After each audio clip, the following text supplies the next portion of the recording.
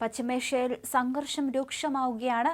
ഇസ്രായേലിലും ഇത്തരത്തിൽ Iran missile പതിച്ചിട്ടുണ്ട്. അതും ജനവാസ കേന്ദ്രങ്ങളിലാണെന്ന വിവരമാണ് പുറത്തു വന്നിരിക്കുന്നത്. അതേസമയം അമേരിക്കയ്ക്കെതിരെയും ഇറാൻ തിരിച്ചടിച്ചിട്ടുണ്ട്. 3 സൈനികർ കൊല്ലപ്പെട്ടു എന്നാണ് വിവരം. പശ്ചിമേഷ്യയിലെ സംഘർഷങ്ങളിൽ ഇസ്രായേൽ പ്രധാനമന്ത്രി ബെഞ്ചമിൻ നെതന്യാഹുവിനെ വിളിച്ച് ഇപ്പോഴത്തെ സംഭവ വികാസങ്ങളിൽ ആശങ്ക അറിയിച്ച് പ്രധാനമന്ത്രി നരേന്ദ്രമോദിയും രംഗത്ത് വന്നു. സാധാരണക്കാരുടെ സുരക്ഷയ്ക്ക് മുൻഗണന നൽകണമെന്നും എത്രയും വേഗം സംഘർഷം തീർക്കണമെന്നും മോദി ആവശ്യപ്പെട്ടു. UAE പ്രസിഡന്റുമായും മോദി ഫോണിൽ സംസാരിച്ചു. പരമാധികാരം സംരക്ഷിക്കാനുള്ള UAEയുടെ നീക്കങ്ങൾക്ക് മോദി പിന്തുണ അറിയിച്ചെന്ന് UAE പ്രസിഡന്റ് അറിയിച്ചു.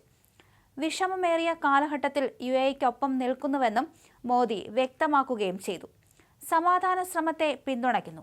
ഇന്ത്യൻ സമൂഹത്തെ സംരക്ഷിച്ചതിന് നന്ദിയെന്നും മോദി UAE പ്രസിഡന്റിനെ അറിയിച്ചു. അതേസമയം ഇറാൻ US സംഘർഷം രൂക്ഷമാകുന്നതിനിടെ സമാധാന ചർച്ചകൾക്ക് ഇറാൻ സന്നദ്ധത അറിയിച്ചതായി ഒമാൻ പറഞ്ഞു.